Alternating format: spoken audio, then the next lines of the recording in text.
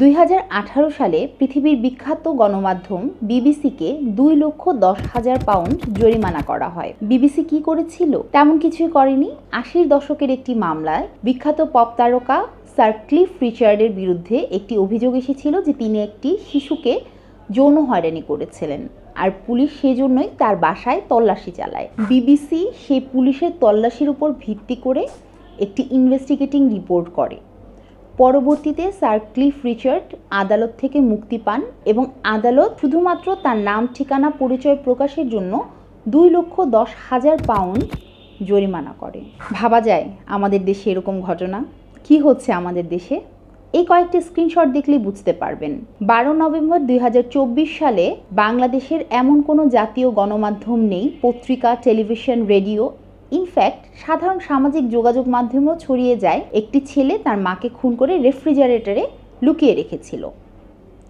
ঠিক তার 4 দিন পরে 16 নভেম্বর 2024 সালে আরেকটি প্রতিবেদন উঠে আসে। র্যাব থেকে যখন এই তদন্তের ভার পুলিশের কাছে যায়, পুলিশ এই খুনের সাথে সেই ছেলেকে নয় বরঞ্চ ওই বাসার কোনো ভাড়াটিয়ার সংযোগ খুঁজে পায়। এই যে একটি ছেলেকে তার মায়ের খুনের দায় দেওয়া হলো, কি হবে এখন? সেই ছেলের, সেই পরিবারের, তার বাবা বা ভাই, কাছের আত্মীয় স্বজন, তাদের মানসিক অসহায়ত্বর জায়গাটা কি কখনো আমাদের গণমাধ্যম চিন্তা করেছে?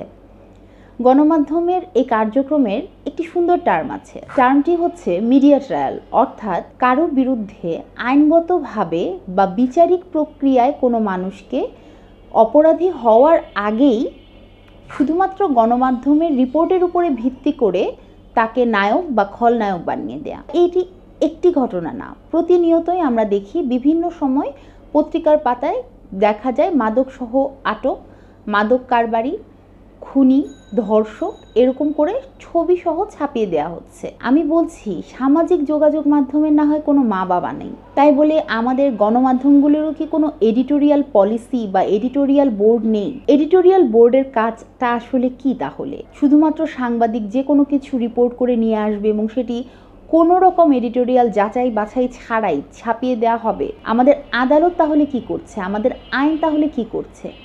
আপনি ভাববেন না এটি একমাত্র একজন ব্যক্তিকে আক্রান্ত করছে? খুবই অবাক হবেন জেনে, কয়েকদিন আগে একটি অনলাইন নিউজ পোর্টাল নিউজ করে 9টি শিল্প গ্রুপে সরকার রিসিভার নিয়োগ করছে এবং সেই রিসিভারের কাজ কি? তাদের যত স্থাবর অস্থাবর সম্পত্তি আছে সেগুলো বিক্রি করে তাদের দেনা দায় মিটান। শুধুমাত্র এই একটা অনলাইন পোর্টালের উপরে ভিত্তি করে বিভিন্ন জাতীয় গণমাধ্যমে এই খবরটি ছাপা হয়। পরবর্তীতে যখন বাংলাদেশ ব্যাংকের যে ফাইন্যান্সিয়াল ইন্টেলিজেন্স ডিপার্টমেন্ট আছে তাদের সাথে যোগাযোগ করা হলে তারা বলে যে তারা এরকম কোনো কথা বলেনি। এখানে কি শুধুমাত্র একটি শিল্প গোষ্ঠী বা শুধুমাত্র এই 9টি শিল্প গ্রুপই এফেক্টেড হয়েছে আপনাদের মনে হয়? না, তেমনটি কিন্তু হয়নি।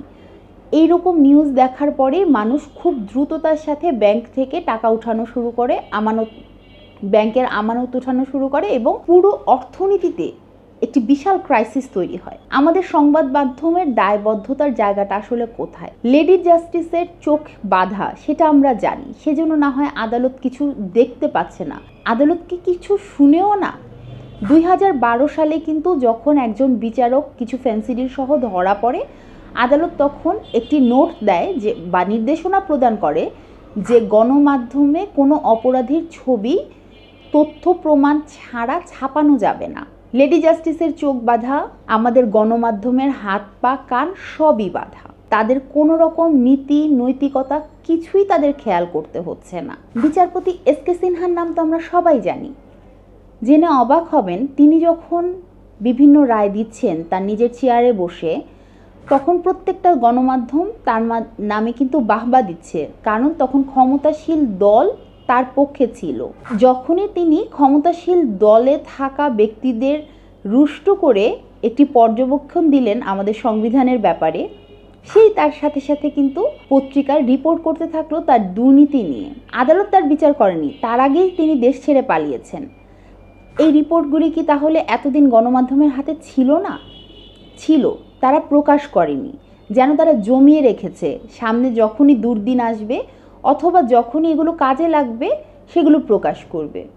তাহলে গণমাধ্যমের দায়বদ্ধতার জায়গাটা কোথায়?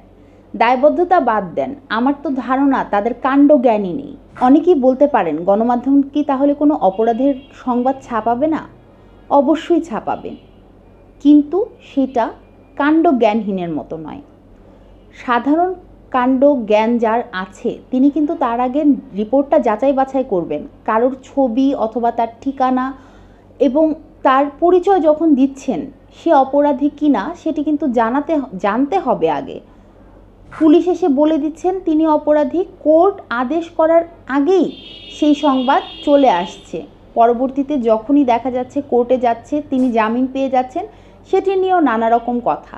তার মানে আমাদের দেশের আইনের শাসনের প্রতি না আছে আমাদের শ্রদ্ধা, না আছে আমাদের বিশ্বাস। সংবাদ মাধ্যমকে বলা হয় একটি দেশের আয়না, সেখানে নাকি ভালো মন্দ সব কিছু দেখা যায়। এই যদি সংবাদ মাধ্যমের বিবেকবোধ, কাণ্ড জ্ঞান হয়ে থাকে তাহলে আসলে বলার কিছু নেই। উইকিপিডিয়ার মতে বিবিসি নিউজ সারা দিনে 120 ঘন্টা তাদের রেডিও এবং টেলিভিশন থেকে সারা বিশ্বে নিউজ প্রচার করে। 5,500-এর উপরে তাদের রিপোর্টার। তারা কিভাবে এডিটোরিয়াল পলিসিগুলো মেনটেন করছে আপনারা প্লিজ দয়া করে একটু তাকান।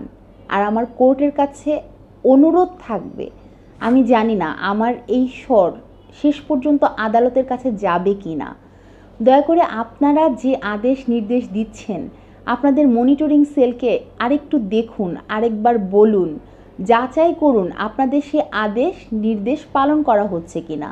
সংবিধান মতে তো হাইকোর্ট অথবা অ্যাপিলেট ডিভিশন যখন কোনো রায় প্রদান করে সেটি আমাদের কাছে আইনের মতন হয়ে যায়, তাহলে কেন সেই দায়িত্ব পালন করছে না সংবাদ মাধ্যম? এখন প্রশ্ন তোলাটা জরুরি, তা না হলে সামনের দিনটি আরও ভয়াবহ আসবে। সকলে ভালো থাকবেন, সকলের মঙ্গলের কামনায়।